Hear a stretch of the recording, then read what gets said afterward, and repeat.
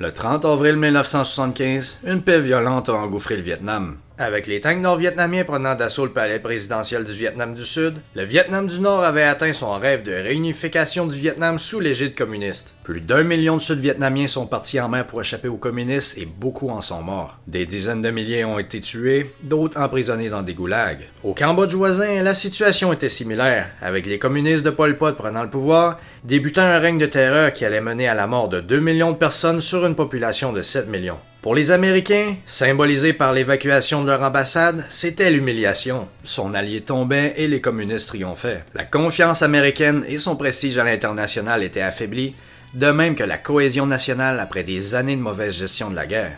C'est une guerre particulièrement complexe et controversée, avec une grande différence entre la perception populaire et la réalité. Je vais m'attaquer ici à beaucoup de mythes, notamment l'idée que Ho Chi Minh était un authentique nationaliste, tandis que Diem et Thieu étaient des dictateurs corrompus et incompétents, que le Vietnam du Sud était une création artificielle destinée à s'écrouler, que le FNL, le Viet Cong, incarnait une rébellion populaire et que les Américains faisaient intrusion dans une guerre civile, que l'incident du golfe de Tonkin était un mensonge, que la théorie des dominos était invalide, que les États-Unis ont été battus par une guérilla de fermiers vietnamiens, que le général Westmoreland était incompétent, que le général Giap avait battu à la fois la France et ensuite les États-Unis, que les bombardements au Cambodge par Kissinger et Nixon ont massacré des innocents pour rien, que les bombardements américains en général durant la guerre visaient des civils, et que la guerre était impossible à gagner. Je vais essentiellement ici défendre l'intervention des États-Unis et de ses alliés au Vietnam et vous montrer comment les erreurs des deux côtés ont mené aux résultats qu'on connaît. Beaucoup d'ouvrages ont tendance à se spécialiser sur un aspect, mais en se basant toujours sur la même poignée d'ouvrages écrits par quelques journalistes comme Neil Sheehan, Stanley Carnot et David Halberstam, qui étaient honnêtement très biaisés et sans jamais questionner leurs écrits. Je vais aller ici à l'encontre de ces auteurs et à l'encontre d'historiens comme Frédéric Lodgeval, qui disait que la guerre avait été au mieux une erreur, au pire un crime. Sur le terrain, les forces américaines battaient constamment les forces nord-vietnamiennes ou les Viet Cong, mais à la fin, c'est le Vietnam du Nord qui est ressorti vainqueur. Pourquoi? C'est ce qu'on va voir. Finalement, la présente vidéo porte sur la période avant l'intervention directe américaine en 1965. La plupart des vidéos sur la guerre passent très rapidement là-dessus et se concentrent sur la période de 65 à 68, mais c'est un peu comme commencer le Seigneur des Anneaux ici en disant « Bon ben, ils ont l'anneau du méchant et il faut aller le détruire ». Ça a l'air impressionnant, mais on comprend pas vraiment ce qui se passe. L'histoire du Vietnam est intéressante parce que le gros n'a pas été des combats contre des envahisseurs, la Chine et le Cambodge, mais surtout des conflits civils. Contrairement à ce qu'on entend parfois, la Chine et le Vietnam ont peu souvent été en conflit. En 2700 ans, le Vietnam a seulement été unifié de 1802 à 1859. Il a été souvent divisé en 3 régions et longtemps dans une zone similaire à la démarcation de 1954, ce qui est assez ironique. Le pays a été colonisé en 1883 par la France, qui l'a divisé en 3 zones et l'a amalgamé avec le Cambodge et le Laos en 1888 pour former l'Indochine. Durant la période coloniale, il y a eu certes des améliorations pour les gens en santé, en éducation et en infrastructure, mais tout restait axé sur l'exploitation des ressources, surtout le latex, et la population locale restait marginalisée et hiérarchisée. Beaucoup de Vietnamiens ont collaboré, mais d'autres ont défié les occupants, notamment Phan Dinh Phung, Phay Bon Cho et le plus connu Ho Chi Minh. 2 principaux groupes d'opposition ont émergé dans les années 20 et ont essayé de chasser les Français dans les années 30. Le Parti nationaliste vietnamien a tenté d'inciter des mutineries dans l'armée locale, mais s'est fait frapper et chasser en Chine. Le second était le Parti communiste vietnamien, mené par Ho Chi Minh. En 1930, il a initié une insurrection qui a saisi quelques provinces du Nord avant de se faire battre par les Français. Les Français et Vietnamiens modérés étaient outrés par la violence des insurrections et se sont tournés vers le nouvel empereur Bao Dai pour réparer leurs relations. Bao Dai voulait nommer comme ministre de l'Intérieur Ngo Dinh Diem, qui avait la réputation d'intégrité et était à l'époque respecté même par les communistes. Diem a accepté la demande en 1933, mais après quelques mois dans lesquels il était clair que les Français ne délègueraient pas de pouvoir, il a démissionné. Bao Dai n'ayant pas vraiment d'autorité, il s'est contenté de vivre passivement dans le luxe. Ça a duré jusqu'en 1940, où le Japon a occupé le Vietnam avant de directement prendre le contrôle en mars 1945. Ça a sérieusement endommagé l'autorité coloniale française, surtout que la France était snobée par ses alliés. Les Américains avaient une posture anticoloniale, les Britanniques voulaient rien avoir avec la France de Vichy, et Chiang Kai-shek de Chine voulait établir un régime affilié à la Chine. Le groupe le mieux placé pour profiter du renversement des Français par les Japonais était le Viet Minh, la nouvelle coalition nationaliste dominée par les communistes de Ho Chi Minh. Les Américains avaient besoin d'agents sur place, Le Viet Minh avait besoin de soutien et les Japonais n'étaient pas opposés au groupe anti-français.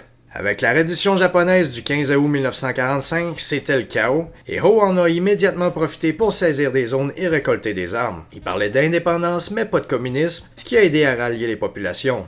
Il était aidé par sa personnalité charismatique et par sa démonstration de force. Historiquement, les Vietnamiens supportaient le leader qui faisait le plus de preuves de force, en partie par révérence envers l'autorité et en partie par peur de représailles du vainqueur. Sachant pas que les États-Unis avaient accepté le retour de la France, Ho s'est employé à charmer les Américains. Il a fait son discours à la place Puginier, il disait aux agents de l'OSS qu'il n'était pas réellement un communiste, mais surtout un nationaliste. La présence d'agents de l'OSS et d'avions américains ont convaincu les gens que c'était le côté gagnant. Les rivaux, dont Bao Dai, ont été impressionnés et ont décidé de s'écarter. Dans le cadre de la défaite du Japon, les Britanniques avaient occupé le sud du Vietnam et les Chinois nationalistes le nord. Les Français avaient d'autres plans et le 23 sont débarqués à Saigon. Des combats ont immédiatement éclaté avec les Vietnamiens et les troupes françaises ont fait du progrès rapide. Les Chinois refusaient cependant de céder la place et ont permis au gouvernement de Ho de se consolider tout en leur vendant des armes japonaises capturées. Le Viet Minh était donc fort au nord et faible au sud. Il y a une espèce de controverse par rapport à Ho Chi Minh, à savoir s'il était avant tout un nationaliste ou un communiste, mais ça mérite pas une controverse et vous allez voir pourquoi. Ceux qui disent qu'il était un nationaliste avancent deux arguments. Le premier étant que Ho, à la base en 1919, voulait rencontrer le président américain Wilson pour parler de décolonisation, qui n'a pas pu le voir, et qui a ensuite décidé de se rallier au pays communiste. Le deuxième vient surtout de la perception des agents de l'OSS américains. Ho avait adapté son discours de la place Puginier en 1945 pour les Américains, avec des références à la Déclaration d'indépendance américaine, et il disait qu'il voulait seulement l'indépendance sans idéologie. De l'autre côté maintenant, Ho a quitté le Vietnam en 1912 pour s'installer à Paris. Il a été impliqué dans le mouvement socialiste français, a déclaré être communiste en lisant Lénine et a cofondé le Parti communiste français en 1920. Il était fermement adhérent au principe selon lequel les nations communistes devaient se subordonner au mouvement communiste international, et il a même critiqué Tito en 1940 pour avoir dérogé des soviétiques. Il est parti à Moscou en 1923 pour travailler pour le Comintern, l'organisation soviétique pour promouvoir la révolution dans le monde. À la mort de Lénine, il a écrit que les peuples asiatiques voyaient en lui une sorte de père. En 1924, il a été transporté à Canton pour établir un groupe de communistes vietnamiens.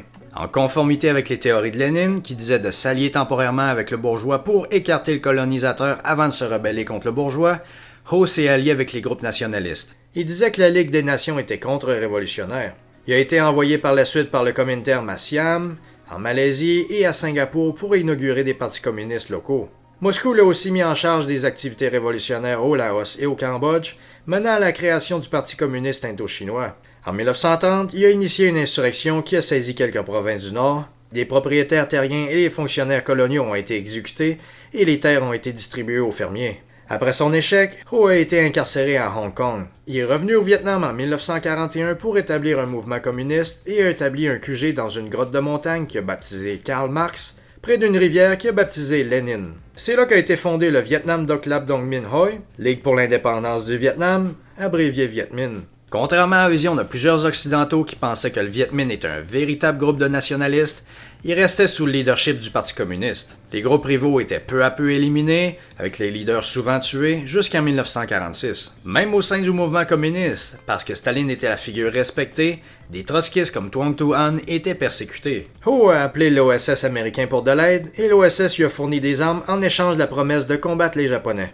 Le Viet Minh par contre s'est tenu essentiellement sur les marges. Les commandants de Ho voulaient une campagne de guérilla contre le Japon, mais il a décidé d'attendre que la situation soit entièrement en sa faveur. Comme leader du Viet Minh contre les Français, il suivait les conseils chinois comme des ordres. Durant la guerre d'Indochine, les officiers du Viet Minh qui étaient compétents mais jugés pas sûrs idéologiquement étaient remplacés. Son gouvernement en 1955 a violemment imposé la collectivisation agricole, menant à des révoltes et des milliers de morts dans les répressions. Je vous épargne les détails, mais on peut se mettre d'accord que Ho Chi Minh était avant tout un communiste et s'est servi du nationalisme pour se débarrasser de la France.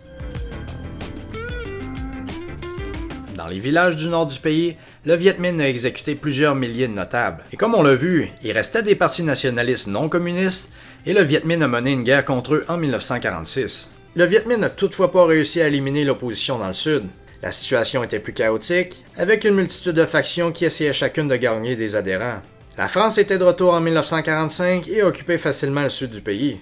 En mars 1946, Ho a signé un accord pour permettre des troupes françaises dans le Nord à condition de reconnaître sa République populaire comme un État libre dans l'Union française. Ho savait qu'il pouvait pas gagner de guerre immédiatement. Les négociations se détériorant, il s'est préparé à une guerre en doublant son armée de 30 000 à 60 000 hommes. Les deux côtés voulaient le contrôle complet du pays et voyaient la situation comme temporaire. C'est environ à ce moment-là que la guerre froide a débuté. La guerre froide était une confrontation de puissance et d'idéologie, avec les puissances communistes appelant à renverser les gouvernements capitalistes et à l'expansion du communisme. Lorsque l'Union soviétique avait capturé des territoires dans sa victoire durant la guerre, ils ont établi des gouvernements communistes, souvent par la force, et contrairement aux accords convenus entre les Alliés. Certains ont dit que l'URSS voulait seulement une zone tampon de sécurité et que les Américains avaient trop réagi fort et provoqué la guerre froide, mais dès le départ, les Soviétiques imposaient des institutions communistes. Des premières confrontations ont eu lieu en Grèce, en Turquie et en Iran. À partir de 1947, on en est véritablement arrivé à une confrontation États-Unis-URSS. Truman a annoncé la doctrine d'endiguement pour contenir l'expansion communiste. La principale ligne de démarcation entre les deux blocs qui étaient en Europe, surtout en Allemagne, il y avait en Europe un écart de force militaire avec 60 divisions soviétiques en Europe de l'Est contre 6 divisions américaines et britanniques en Europe de l'Ouest. En 1948 et 1949 a eu lieu la crise de Berlin quand les Soviétiques ont voulu bloquer l'accès aux Occidentaux à la ville. L'OTAN a été créée en 1949 comme coalition de défense. Le bloc communiste s'est agrandi avec les victoires des communistes en Chine en 1949 et on a peu après assisté à la première véritable guerre du conflit. En 1950, la Corée du Nord, armée et entraînée par l'URSS, a envahi le Sud, les Américains sont intervenus pour le Sud sous l'égide de l'ONU, et la Chine est par après intervenue pour le Nord. Ça a créé véritablement l'événement crucial qui a fait réagir les États-Unis, a donné l'impression d'un bloc communiste uni, mais la priorité restait toujours sur l'Europe. Les Américains n'ont jamais voulu commettre trop de force en Asie. L'avènement de la bombe atomique a aggravé les relations, et on est arrivé en quelques années à une confrontation nucléaire. Les négociations entre la France et le Viet Minh ont fini par échouer, menant au début de la guerre lorsque les communistes ont frappé le 19 décembre 1946. La France a réagi par la force et a rapidement expulsé le Viet Minh de Hanoï et des capitales provinciales. Les communistes ont mené la guerre contre les Français à partir des jungles dans les 8 prochaines années. Ils se basaient dans le Viet Bac, une zone difficile d'accès, comme base principale d'opération. Dans les premières années, le Viet Minh souffrait de défaite après défaite du fait de son manque de capacité et de connaissances militaires. Les combats étaient surtout limités au nord avec une guérilla contre des postes de garde dispersés. Dans le sud, le Viet Minh était trop faible et les Français ont utilisé l'aide des sectes religieuses Cao Dai et Hoa Hao, ainsi que l'organisation criminelle Binh Xuyen. La secte Cao Dai par ailleurs vénérait notamment Bouddha, Jésus, Victor Hugo et Charlie Chaplin. Le Hoa Hao était fondé par un homme disant avoir des pouvoirs magiques, et le Viet Minh, craignant sa popularité, l'a capturé, l'a découpé en morceaux et a dispersé les morceaux dans le pays pour éviter que ses fidèles fassent de pèlerinage. Ça a fait du Hoa Hao le groupe le plus anticommuniste. Les Français voyaient que la guerre allait être longue et ont recruté l'aide de Bao Dai. Il a accepté de fonder en 1949 un régime autonome et anticommuniste au sein de l'Union française, avec son armée et ses finances. Le point tournant est venu avec la prise de pouvoir des communistes en Chine en 1949. Staline et Mao voulaient utiliser la Chine comme tremplin pour communiser la région. Il y avait désormais une puissance communiste juste au nord qui pouvait infiltrer du matériel. Les Chinois ont souvent participé de manière limitée à la guerre, dans des escarmouches, en transportant du matériel au cœur du Vietnam et en servant d'équipage d'artillerie. Le Viet Minh a reçu des armes légères et lourdes, ainsi que 281 experts militaires comme le général Cheng Gang. Les communistes vietnamiens voyaient la révolution chinoise comme le modèle à suivre sans déroger. Ils suivaient également la politique chinoise de redistribution terrienne, en tuant souvent les propriétaires terriens et parfois des paysans quand le quota de propriétaires n'était pas atteint. Ho était conscient des problèmes, mais pour l'instant questionnait pas les Chinois. Les communistes punissaient sévèrement les gens qui collaboraient avec les Français, souvent par noyade, mais la signature était le ventre ouvert. On peut donner aussi l'exemple de Lam Quang Pong, qui a joint le Viet Minh dès la déclaration de guerre contre la France. Avec ses exploits, il est devenu un héros de guerre et avait sa tête mise à prix par la France, mais parce qu'il refusait de se joindre au Parti communiste et parce qu'il avait une renommée militaire croissante, le Viet Minh a décidé de s'en débarrasser. Dans une opération, il a été embusqué par des unités spéciales avant de s'échapper et de se faire poursuivre par un tribunal populaire et condamné à mort pour trahison. Il a dû sa vie à l'intervention de maires de ces hommes qui ont manifesté pour empêcher ça, et après la guerre, il a rallié l'armée sud-vietnamienne. Les États-Unis étaient jusque-là distants du conflit, voulant pas supporter un système colonial. C'est la communisation de la Chine qui a poussé les Américains à donner plus d'importance à l'Asie de l'Est. Ils craignaient notamment la théorie des dominos qui, honnêtement, était crédible. La victoire communiste en Chine avait mené à l'alliance Sino-Viet Minh, à l'initiation d'insurrections en Malaisie, en Birmanie et en Indonésie, et à la revigoration d'une insurrection communiste aux Philippines. Contrairement aux critiques, ceux qui croyaient à la théorie des dominos disaient pas que les dominos allaient tomber uniformément et considéraient plutôt que bien des gouvernements seraient intimidés et s'allieraient avec les communistes. Pour la France, la guerre d'Indochine était un conflit lointain, pas comme l'Algérie qui a été beaucoup plus important. C'était difficile pour l'armée française de jongler avec un travail à recommencer, une population méfiante, la menace constante de la guérilla et une France indifférente. À la fin de 1950, le Viet Minh a battu plusieurs garnisons de forts français à la frontière chinoise. La situation commençait à mal aller, mais le général Delattre de Tassigny a été envoyé pour prendre le commandement. Il a revigoré l'effort militaire, notamment en créant une grande armée locale. Dans les premiers mois de 1951, les attaques Viet Minh par vagues humaines ont été défaites par la puissance de feu française et des routes stratégiques pour le nord ont été reprises, mais Delattre a dû partir à la fin de 1951 à cause d'un cancer. Les 150 000 soldats étrangers focalisaient sur les grandes unités Viet Minh, mais la France se fatiguait du conflit. Avec la mort de Delattre en 1952, il a été remplacé par le général Salan, qui a été remplacé par le général Nava en 1953. À ce moment-là, les États-Unis fournissaient beaucoup de financement à la France pour la guerre. La moitié des coûts de la guerre en 1953 et encore plus en 1954. La France leur avait dit que c'était surtout une guerre contre le communisme, et les Américains leur ont dit « OK, dans ce cas-là, garantissez que vous allez donner l'indépendance au pays d'Indochine après la guerre. » Le général Giap, commandant des forces du Viet Minh, recevait également beaucoup de moyens militaires et tentait des incursions au Laos en avril 1953. Après l'échec de l'invasion du Laos par le Viet Minh, les communistes étaient sur le point d'écroulement. Les ressources manquaient, les populations voulaient plus joindre le mouvement, et le moral des troupes était bas. Navar a essayé d'intercepter des futures incursions au Laos en établissant la base de Dien Bien Phu dans le nord. C'était une base isolée uniquement ravitaillable par air. C'est un pari audacieux et il a envoyé 7000 troupes de combat et 3800 de soutien de nationalité mixte pour la tenir. Le Viet Minh a décidé de la prendre pour faire un coup d'éclat et il a envoyé 50 000 hommes. Les Chinois continuaient à fournir jusqu'à 4000 tonnes d'aide par mois. Le Viet Minh a réquisitionné des civils pour servir de porteurs d'engins pour des équipements, beaucoup en sont morts, et s'est rendu à Dien Bien Phu avec des armes lourdes. Des bombardements d'artillerie intenses et des assauts ont fait tomber les avant-postes, mais à grands coups.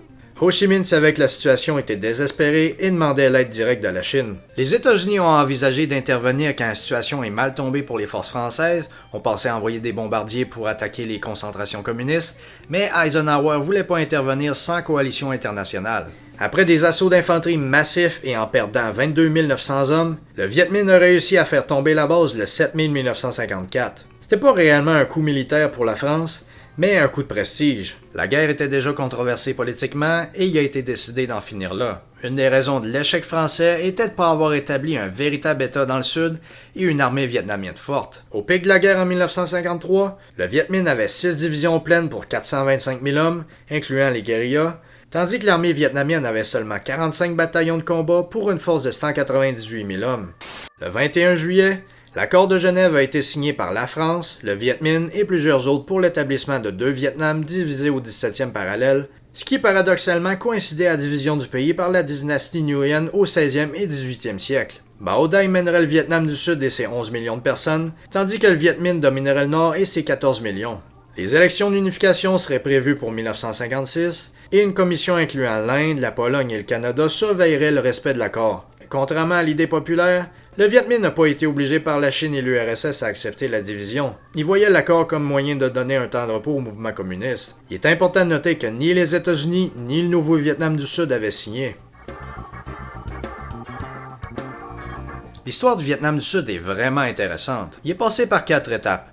L'État de Bao Dai, la première république de Diem, 4 ans de transition avant la deuxième république de Thieu. C'était un pays indépendant comme la Corée du Sud, et bien des décisions à Hanoï et Washington étaient en réaction à des événements à Saigon, ce qu'on a tendance à oublier. Durant la guerre et après, le Vietnam du Sud a été jugé comme une kleptocratie stéréotypique. Le message qu'on entend souvent était que Hanoï était le vaisseau du nationalisme vietnamien, tandis que Saigon était destiné à s'effondrer. Les Sud-Vietnamiens avaient toutefois des rêves de liberté, d'indépendance et de développement. Le Vietnam du Sud n'était pas une création artificielle américaine, et la Deuxième République n'était pas une dictature comme la première. La démocratie est toujours un travail en processus, et surtout pour un pays en temps de guerre. La plupart des leaders vietnamiens adoptaient un style d'homme fort. Les régimes répressifs toutefois n'étaient pas acceptables aux yeux des Occidentaux.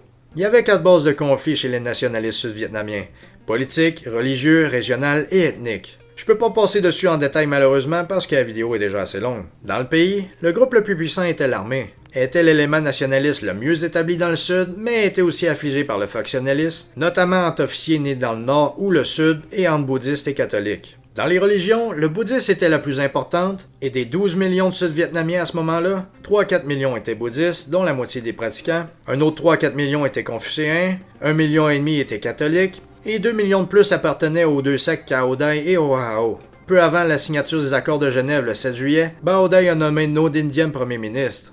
Diem est souvent présenté comme un tyran qui était pas mieux que les communistes, mais la réalité était beaucoup plus complexe. Diem était un homme dont les fautes, particulièrement sa dépendance sur ses frères controversés, allaient obscurcir ses qualités et mener à sa perte. En 1933, comme j'ai dit, il avait démissionné du gouvernement quand il a vu que la France dominait encore. Ho Chi Minh l'avait ensuite exilé en 1945 d'un village chinois où il est presque mort de malaria. Après 6 mois, Ho lui a offert un poste de ministre, mais Diem a refusé et il a été relâché, ce qui a été une grosse erreur pour les communistes. Il est parti aux États-Unis en 1950 avant d'être appelé en 1954. Il faisait preuve d'un leadership impressionnant, était un fervent catholique, anticolonialiste, anticommuniste, incorruptible, travaillant et dévoué au Vietnam. Durant la Première République, il a réussi par volonté, courage et son style monastique dont les gens avaient à cœur à tenir un pays difficile de manière viable. Sa vision économique et politique pour le Vietnam du Sud était une combinaison de nouveaux modèles collés sur des traditions culturelles vietnamiennes. Diem voulait rallier les gens avec une vision différente du communisme, mais n'a jamais complètement endossé des concepts de démocratie, de liberté individuelle et de capitalisme, tout ce que les Américains croyaient comme cruciaux pour battre le marxisme. Diem pensait qu'il n'était pas approprié à ce stade-là du pays, surtout avec un ennemi aussi tenace. Ses détracteurs disaient qu'il avait juste mis en place une dictature familiale. Il était convaincu qu'il fallait du leadership fort pour mener le pays au-delà des conflits de factions. Ça a viré en autoritarisme et les intrigues ont mené à sa perte. En attendant, en 1954, il y avait du pain sur la planche. L'accord de Genève pouvait seulement retarder le conflit qui serait entre Vietnamiens indépendants. Le Nord était plus stable et centralisé, tandis que le Sud était composé de groupes divergents qui acceptaient mal le gouvernement central. Le Sud devait créer un État et avait besoin de temps et d'outils, tandis que le Nord avait un avantage à ce niveau-là et avait raison d'espérer une victoire rapide dans le Sud. Une fois nommé premier ministre, Diem a immédiatement voulu ôter les restes d'interférences françaises. Le pays était en ruine, les compagnies françaises partaient, et les administrations politiques et militaires étaient dévastées. L'armée nationale n'en était pas vraiment une. Beaucoup d'officiers restaient fidèles à la France, et des services comme la police étaient aux mains du gang Binh Xuyen. Diem était respecté, mais peu pensaient qu'il surmonterait les obstacles. Diem, comme les empereurs passés, a centralisé le pouvoir et déléguait peu, surtout parce qu'il y avait peu d'hommes de confiance. Il a donné des fonctions à ses 4 frères, dont surtout nous, qui étaient conseillers et responsables des services secrets.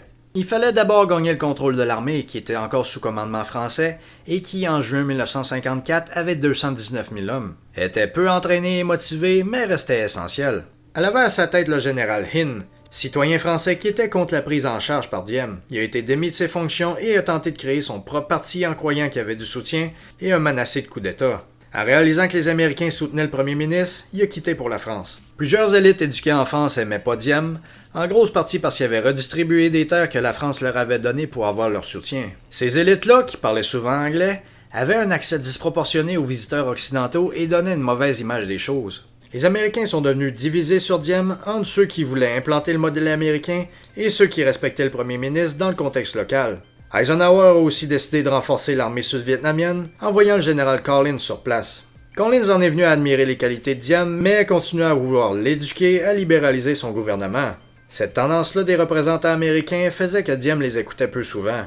L'accord de Genève avait déterminé une période où la frontière nord-sud serait ouverte et où les gens pourraient passer d'un à l'autre. Saigon espérait attirer des anticommunistes dans le sud et combler l'écart de population. Ils ont fait de la propagande pour attirer des gens, notamment des catholiques, et Hanoï a fait sa propre propagande, notamment en disant que les Américains allaient manger des bébés de ceux qui s'échappaient du Nord. 1 million de personnes, surtout des catholiques, sont allées au sud, et plusieurs centaines de milliers ont été empêchés par les forces armées communistes. Le gouvernement sudiste les a surtout aménagés dans le delta du Mekong, fertile et peu peuplé, en construisant des digues pour l'agriculture. Comme Lang Quang Thi, futur général sudiste, disait « J'espérais que les Américains s'impliqueraient pour arrêter l'expansion communiste en Asie en accord avec leur politique d'endiguement. De plus, le départ de la France voulait dire l'indépendance pour notre pays. Avec l'aide des Américains, nous aurions une bonne cause à défendre. » En 1955, Diem a débuté en envoyant des militaires écarter le groupe criminel Binh Xuyen, qui contrôlait des parties de Saigon et s'était allié avec Bao Dai pour mener un coup d'État. Les Français qui étaient encore sur place ont même interposé des troupes pour bloquer la destruction du groupe, parce que la France aimait pas Diem mais voulait garder une influence, mais les Américains ont fait pression pour le laisser faire. Le premier ministre a continué sa consolidation en convainquant la secte Cao Dai de rejoindre son camp. Il s'est aussi tourné vers la secte Hua-Hou, qui avait déclaré la guerre au gouvernement, mais qui s'est facilement fait battre par le général Duong Van Minh, surnommé Big Min. Tout ça a l'air facile parce que je passe vite dessus, mais rien n'était garanti. La France a laissé le pouvoir à Diem sur l'armée, qui a été renommée ARVN. Le premier ministre a déclaré la première république du Vietnam le 26 octobre 1955 après avoir gagné un référendum national qui l'a élu chef d'État et a déposé Bao Dai. Le seul véritable danger pour le gouvernement était désormais les communistes. Le nouveau président avait créé un pays unifié, avait accueilli 1 million de réfugiés et créé une république. Assez vite par contre, il allait agir de manière autoritaire et il allait avoir du favoritisme pour les catholiques et les membres de son parti Can Lao. Au Vietnam du Nord, Ho revenait aux méthodes de 1945 et disait aux groupes non communistes de se dissoudre ou de se soumettre. Des tribus rebelles ont été matées, des médias étaient censurés, les arts devaient vanter le communisme, les résidents de Hanoï devaient participer à des séances d'éducation politique 2 fois par jour, et les enseignants d'école étaient remplacés par des cadres de parti. La religion était découragée et les leaders religieux étaient écartés. Le gouvernement vantait la Chine et promouvait les écrits chinois. Les Chinois ont construit d'importantes infrastructures et, en violation de l'accord de Genève, ont transféré des grandes quantités d'armement. Face à une famine qui était due aux réformes en 1955, l'URSS et la Chine ont aidé en fournissant de la nourriture. Il n'y avait aucune campagne directe de prévue contre le Sud, seulement de la subversion de bas niveau pour commencer. Après Genève, plusieurs dizaines de milliers de communistes avaient eu l'ordre de rester dans le Sud, d'enterrer leurs armes et de faire de la subversion comme de l'infiltration d'institutions et l'établissement d'organisations antigouvernementales. La prochaine question était celle des élections nationales prévues pour 1956 par l'accord de Genève pour réunifier le pays. Saigon et Washington étaient déterminés à ne pas autoriser les élections pour la bonne raison que le Nord avait plus de population et contrôlait les votes. Hanoï savait très bien qu'il n'y aurait pas d'élections. Dans tous les cas, pour Hanoï et Saigon, les élections étaient des outils de propagande pour convaincre les Occidentaux de leur légitimité. Aux yeux des Vietnamiens, leur légitimité venait surtout de leurs forces militaires et civiles, pas d'élections libres ou de droit international. Diem a donc refusé les élections, disant que Saigon n'avait pas signé l'accord de Genève. En 1956, il y avait des changements dans le camp communiste. En février, Khrouchtchev a annoncé une nouvelle orientation soviétique qui se dissociait du stalinisme et de la confrontation directe. Pour éviter l'apocalypse nucléaire, il parlait de paix entre les puissances. Il disait à Hanoï de ne pas attaquer directement le Sud, mais d'aider le peuple sud-vietnamien à se lever. Ho Chi Minh était en désaccord et commençait à se dissocier du leadership soviétique. Il s'est de plus en plus tourné vers la Chine et était d'accord pour dire qu'il faudrait des moyens militaires pour faire tomber Diem. Tandis que l'armée du Sud était en diminution, celle du Nord multipliait ses forces. Dans le Nord, 32 000 personnes étaient mortes à cause du programme de redistribution des terres et Hanoï a réalisé qu'il fallait pas suivre aveuglément la Chine. Le pays restait une grosse dictature et les critiques ont souvent été envoyées dans des camps de travaux forcés pour leur enseigner que l'art et la littérature devaient découler des masses. En novembre 1956, plusieurs milliers de paysans avec des outils agricoles se sont massés devant une capitale régionale et chantaient des slogans anticommunistes. Une division de l'armée régulière a été envoyée et a anéanti le mouvement. La prochaine étape était l'industrialisation, parce que le marxiste disait que les ouvriers étaient les meilleurs révolutionnaires. La collectivisation agricole progressait, mais Hanoï était surpris de voir la productivité baisser. Il fallait rationner, publier des fausses statistiques de production et demander de l'aide à ses alliés. À la fin 1956, Hanoï a donné ses ordres pour la réactivation du Parti communiste dans le Sud et pour le début de la lutte armée. Au Sud, des agents communistes organisaient des grèves à partir de 1956. La lutte armée en soi n'était pas accessible, mais le groupe a débuté avec des assassinats de fonctionnaires. Le gouvernement a arrêté de 15 à 20 000 personnes en 1956, mais la plupart ont été relâchés après quelques mois. Plusieurs personnes ont été tuées, plusieurs personnes emprisonnées à tort, mais les chiffres étaient relativement bas. Avec le retrait final des Français en avril 1956, les Américains avaient la complète responsabilité pour l'entraînement de l'armée. L'armée sud-vietnamienne manquait terriblement d'équipement, d'entraînement et de leadership, et était incapable d'opérer à plus grande échelle qu'un bataillon. Un gros accomplissement du début du mandat de Diem était les réformes terriennes. Dans le delta du Mekong, 0,25% de la population avait 40% des terres. Dans un décret en octobre 1956, la taille des terres était limitée, les excès étaient rachetés par le gouvernement et revendus aux fermiers sans intérêt. La limite restait trop haute par contre et Diem manquait de financement. Il resterait encore une grande partie de la population dans la région sans propriété. Les intellectuels urbains continuaient à critiquer Diem et avaient le droit de le faire tant qu'ils s'organisaient pas. Pour le président, la démocratie voulait dire une protection et un soin pour tous. Pour satisfaire les Occidentaux, il voulait donner une façade de démocratie occidentale en établissant une assemblée sans réel pouvoir et dont les élections étaient truquées. L'insurrection a débuté au départ avec quelques milliers d'hommes qui n'étaient pas tous loyaux à Hanoï et le progrès était au départ imperceptible. En 1957, les Viet Cong, comme ils étaient appelés, rapportaient un manque de confiance et de gain. Ho a envoyé des cadres communistes natifs du Sud pour revigorer les opérations. 65% de ceux allés au nord lors de la séparation du pays en 1954, souvent des vétérans du Viet Minh, sont retournés au sud pour l'insurrection. À la mi-1957, le mouvement prenait de l'ampleur et recrutait en pointant les lacunes du gouvernement. Le terrorisme était utilisé pour limiter la présence gouvernementale dans les campagnes et intimider les paysans. Les Viet Cong se répandaient dans les campagnes, mais Saigon ignorait le danger. À l'été 1958, Hanoï voulait débuter une insurrection complète dans le sud, mais la Chine a répondu que c'était pas encore le temps. Hanoï a donné par contre la permission pour plus d'assassinats de représentants gouvernementaux, mais aussi des enseignants qui étaient plus susceptibles d'être anticommunistes. Avec des campagnes anticommunistes agressives, le gouvernement réussissait à affaiblir la subversion. Le Politburo, donc le leadership du Parti communiste, a reconnu que ces campagnes avaient été efficaces et avaient éradiqué la moitié des membres et cadres du parti dans le sud. Diem recevait énormément de mérite chez les Américains, mais ça cachait des lacunes. Malgré avoir débarrassé l'armée de beaucoup d'incompétents, plusieurs officiers médiocres restaient. Les milices étaient en mauvais état et l'indiscipline menait à des abus de population. Une partie des représentants gouvernementaux dans les campagnes datait de l'époque française, tout comme le système de corruption. En janvier 1959, les leaders nord-vietnamiens ont décidé en faveur de la lutte armée et l'ont annoncé au 15e plénum du parti. Ils disaient que ça ferait partie de la révolution mondiale et que l'impérialisme déclinait. Les Soviétiques désapprouvaient, mais les Chinois étaient d'accord et promettaient d'envoyer pour 500 millions de dollars d'équipement. Beaucoup de Sud-Vietnamiens qui s'étaient déplacés au nord ont été entraînés à la guérilla en 1959. Pour les envoyer avec des équipements dans le sud, Hanoï a créé une unité de transport et a élaboré des plans pour une route d'infiltration. Les infiltrations ont commencé en juillet 1959 avec 31 tonnes transportées cette année-là. Le début des violences était prévu pour 1960. Les communistes avaient pour l'instant pratiquement aucun soutien dans le sud.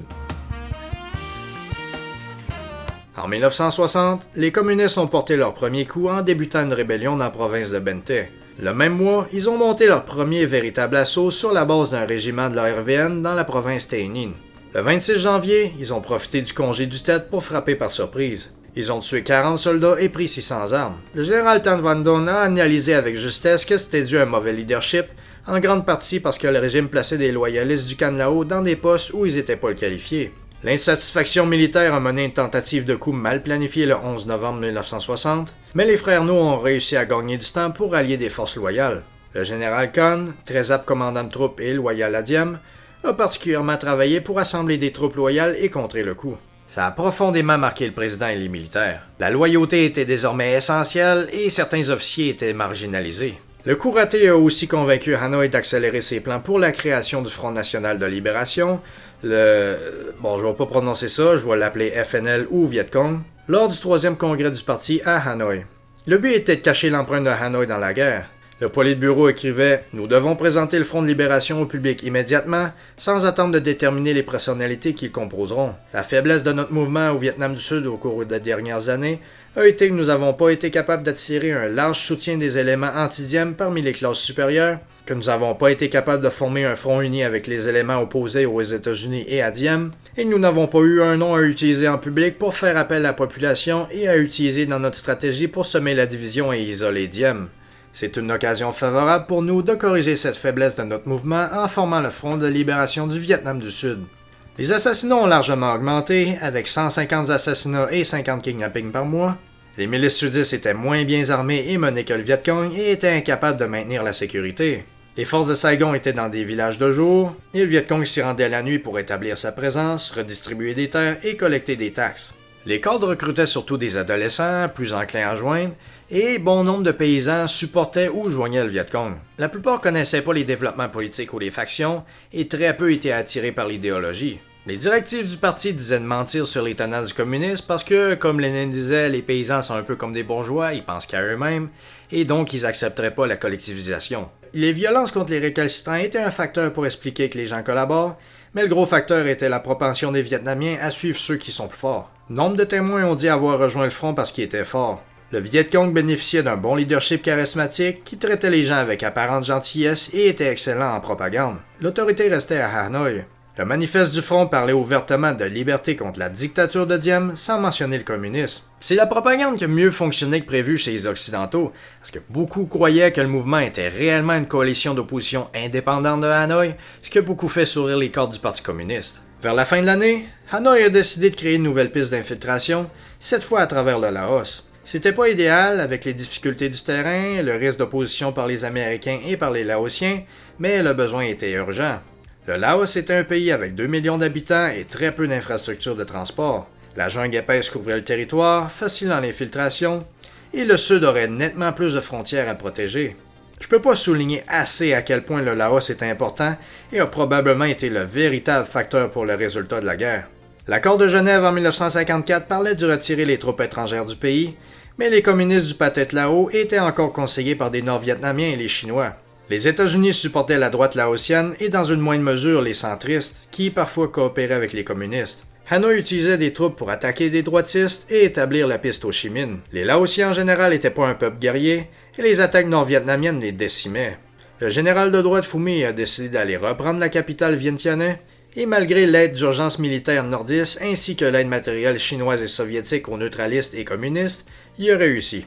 La coalition Hanoï-Pathet Lao et neutraliste a continué la guerre et pris d'autres territoires. La situation était critique, mais il restait seulement quelques semaines à la présidence d'Eisenhower qui a décidé de laisser la situation à son successeur.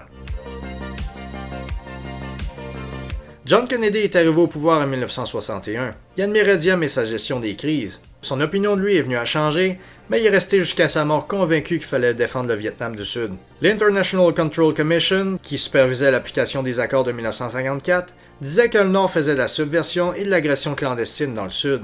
Le Nord niait officiellement son implication, mais en même temps s'autoproclamait le Grand Arrière et surnommait le Sud la Grande Ligne de front. Kennedy voyait donc le conflit dans l'optique de la guerre froide.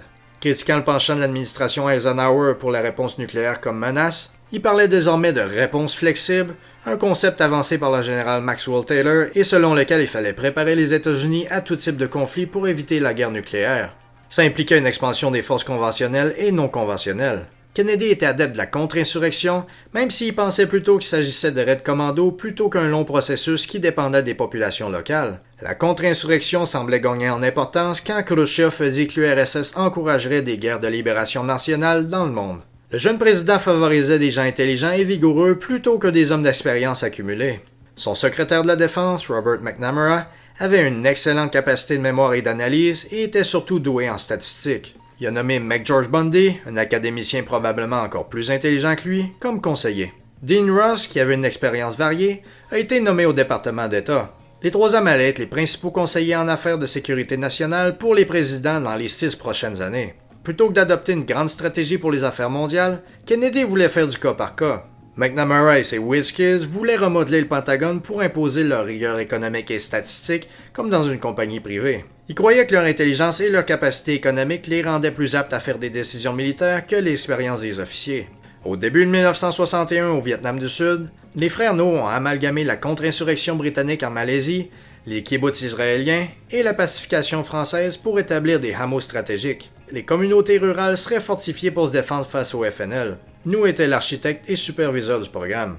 Il s'agissait aussi d'aider la révolution politique de modernisation rurale. Il voulait compléter le programme pour la fin de 1963, mais pour ça, il fallait forcer des gens à travailler. Les observateurs condamnaient les relocalisations forcées, mais le programme avait du succès dans la plupart du pays. Malgré les imperfections de la pacification, les efforts communistes n'étaient pas mieux, avec les travails forcés pour développer leur base, la taxation, la conscription des jeunes, les mariages forcés et le terrorisme. Ce qui rendait les méthodes du FNL plus efficaces était la coordination entre les attaques militaires et la lutte politique. Les Sud-Vietnamiens en 1961 gagnaient des victoires contre les communistes, particulièrement des grandes formations, mais ils souffraient encore de problèmes d'organisation, de leadership et de coordination. De l'autre côté, Hanoï voyait que le gouvernement sudiste et son armée étaient loin de s'écrouler. Les douanes a donné l'ordre de focaliser sur la destruction des forces sudistes. Le plus grand souci de Kennedy en 1961 était le Laos. Les Nord-Vietnamiens avaient 12 000 hommes sur place et la coalition gagnait du terrain. Lors de la transition présidentielle,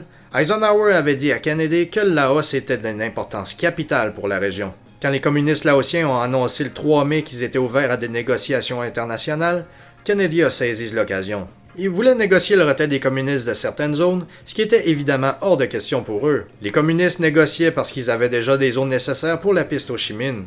Au même moment où ils reculaient au Laos, Kennedy devenait plus dur au Vietnam. Après les humiliations de la baie des Cochons et de la rencontre à Vienne avec Khrouchtchev, Kennedy voulait prouver son mérite. Il a autorisé l'expansion des conseillers pour la première fois depuis 1956 en violation de l'accord de Genève. Dans le sud, la situation s'empirait à l'été avec des meurtres, du sabotage et la prise de plusieurs villes proches de Saigon. Les défenseurs de Phu Vinh notamment avaient été décapités et leurs têtes mises sur des pics. Diem a déclaré l'état d'urgence. Le Viet Cong a multiplié ses forces et équipements et a lancé une offensive en septembre. Elle a bien débuté avec la prise d'une capitale provinciale. Le chef de province Nguyen Minh Man, considéré comme un des meilleurs, a été intripé sur la place publique et sa femme tuée par balle. L'ambassadeur Nolting urgeait Washington de bloquer les infiltrations. McNamara et les chefs d'état-major étaient pour envoyer des hommes, mais le diplomate Harriman était complètement contre et disait que les Soviétiques empêcheraient Hanoï de continuer, ce qui s'est avéré complètement faux. Kennedy a néanmoins suivi son avis. Harriman, au passage, était un haut diplomate qui avait fait sa marque durant la Seconde Guerre mondiale, et dans le cas du Vietnam, il était condescendant avec ses collègues et disait qu'il allait tout régler lui-même par la négociation. Et à chaque fois, il avait tort. En retour pour l'aide, l'administration américaine demandait à Diem une liste de réformes à faire et même d'avoir une voix américaine dans le gouvernement du Sud. Diem voulait pas devenir un protectorat et a réussi à faire reculer Washington là-dessus. L'administration Kennedy craignait la théorie des dominos et croyait avec raison que la Chine et le Vietnam du Nord travaillaient ensemble pour faire tomber les dominos. À l'époque, Hanoï restait plus proche de Beijing que de Moscou, particulièrement avec les divergences communistes. La Chine coordonnait les partis communistes de la région, notamment de Thaïlande, de Birmanie, du Laos et du Cambodge, et avait des camps d'entraînement pour eux. De rester ferme au Vietnam du Sud a évité à la Thaïlande une insurrection. La Thaïlande historiquement se rangeait toujours du côté le plus menaçant, donc son changement de côté aurait mis à mal la Malaisie et Singapour, où il y avait déjà des partis communistes subversifs. L'insurrection en Malaisie de 1948 à 1960 avait raté en grande partie parce qu'elle était isolée, le pays n'ayant pas de frontières avec un pays communiste. Les Malais accordaient beaucoup d'importance à la défense américaine du Vietnam. L'Indonésie ensuite était dans une position stratégique capitale. Son parti communiste était le troisième plus grand du monde et son président Sukarno gravitait vers le camp communiste. Comme les autres pays de la région, il serait probablement aligné avec la tendance dans la région. La Birmanie combattait les communistes depuis des années, mais partageait une frontière avec la Chine. À la fin 1961, le nombre de conseillers américains dans le Sud était de 2600, avec le général Paul Harkins comme commandant. Au début de 1952, Kennedy voulait cacher l'étendue de l'aide américaine au Vietnam. Il niait notamment que les conseillers américains au Vietnam participaient aux opérations de combat. La presse sur place s'en prenait à Nolting et Harkins, qui faisaient leur travail et prenaient pas le temps de socialiser avec les journalistes. Les critiques de Diem par la presse américaine avaient des effets particulièrement néfastes dans un pays comme le Vietnam. Les journalistes de Saigon essayaient pas de rencontrer d'autres représentants américains et restaient plutôt entre eux. Le gouvernement sud-vietnamien inventait souvent des histoires au lieu de dire la vérité, et plus les journalistes critiquaient, plus Saigon cachait. Certains dans la presse sont venus à voir Diem et les représentants américains comme des adversaires et à rapporter des fausses histoires qui émanaient des intellectuels urbains opposés à Diem. Militairement, la situation au début de 1962 était pas idéale, avec des grandes opérations futiles. Le Viet Cong comportait désormais de 20 à 25 000 membres. La tendance a changé au printemps.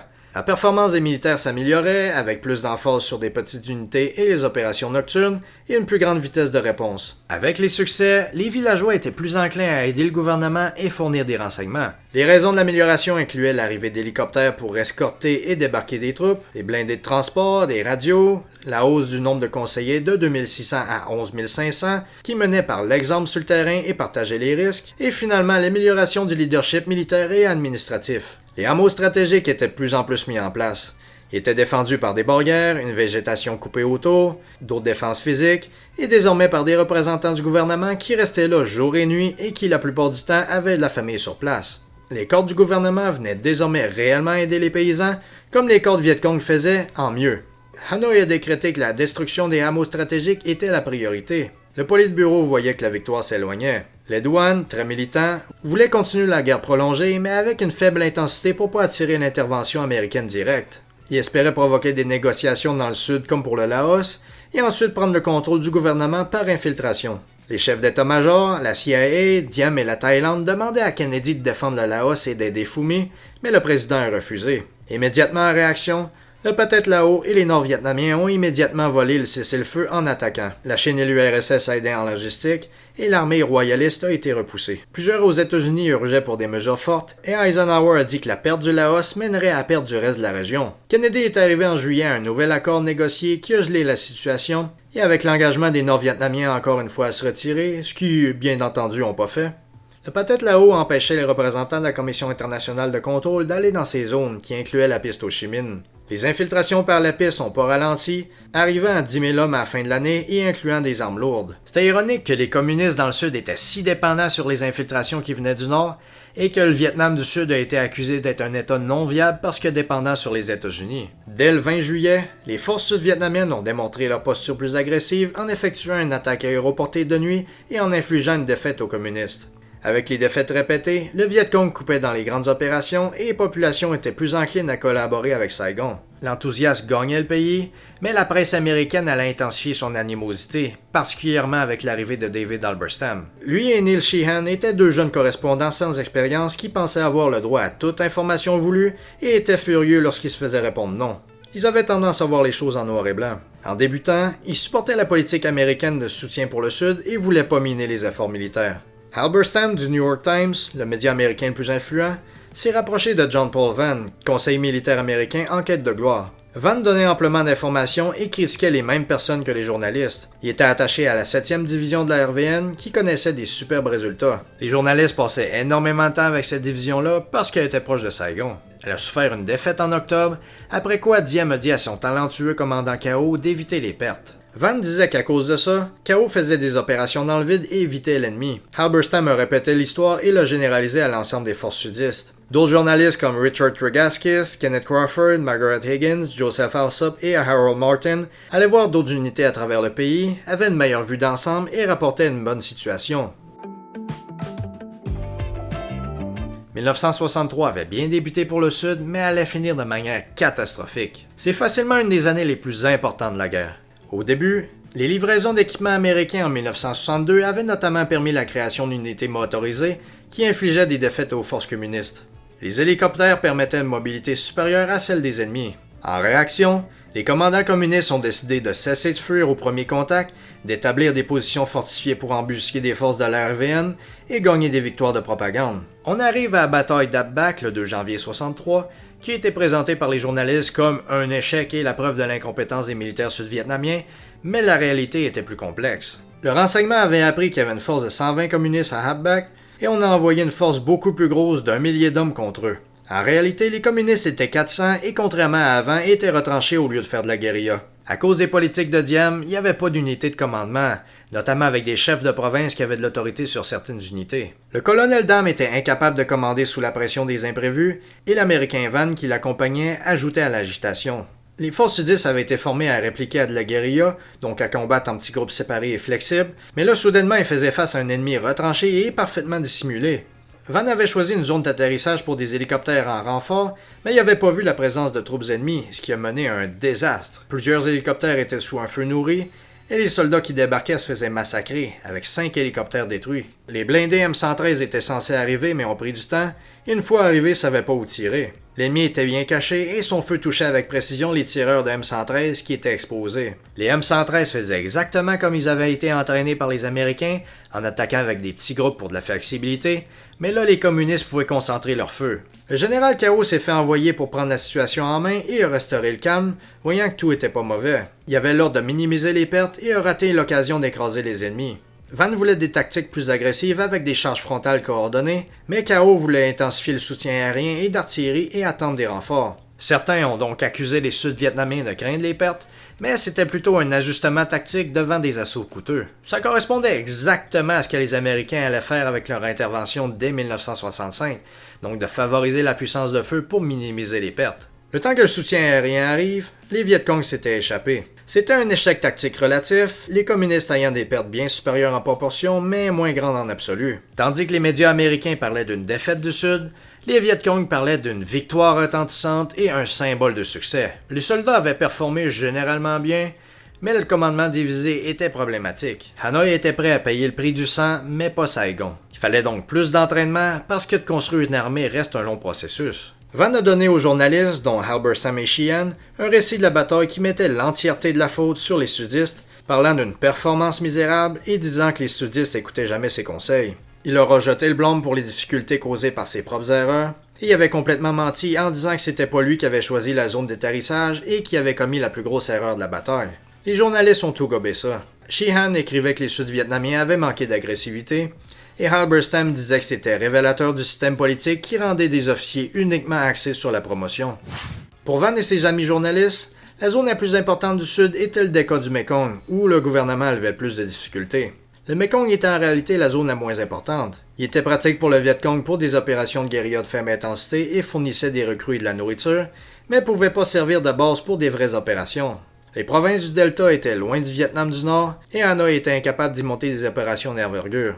Au printemps et à l'été 1963, le gouvernement continuait à améliorer la situation dans la campagne. Dans la première moitié 1963, le Viet Cong avait seulement tenté 7 attaques de bataillon comparé à 35 l'année précédente. Les hameaux continuaient de fonctionner, même si par manque de moyens, seulement une partie était mise en place complètement. Les experts de la guérilla comme l'Australien Ted Serong et Robert Thompson trouvaient le programme et l'effort de guerre en général remarquables. Ce qui préoccupait le plus les experts américains étaient les infiltrations, et leurs estimés d'infiltration sous-estimaient les chiffres d'hommes par 3. Hanoï a plus tard reconnu avoir infiltré par terre plus de 165 000 armes de 1961 à 1963, plus des armes par mer. Par ailleurs, les hommes infiltrés étaient largement supérieurs en combat par rapport aux fermiers recrutés. La situation au Laos se détériorait avec des offensives du Pathet Lao et des Nord-Vietnamiens en avril. Kennedy a refusé une intervention terrestre, mais a autorisé des frappes aériennes limitées. 1963 semblait bien aller pour la guerre, avec une baisse du nombre d'attaques par rapport à l'année précédente. Le RVN gagnait en expérience et les guérillas étaient démoralisés. Des événements inespérés sont venus aider les Viet Cong. Les tensions religieuses ont soudainement éclaté à Hue. Diem y avait placé son frère, No Dinh Thuc, en 1960 comme archevêque de la ville, et celui-ci faisait preuve d'attitude dérogatoire envers les bouddhistes.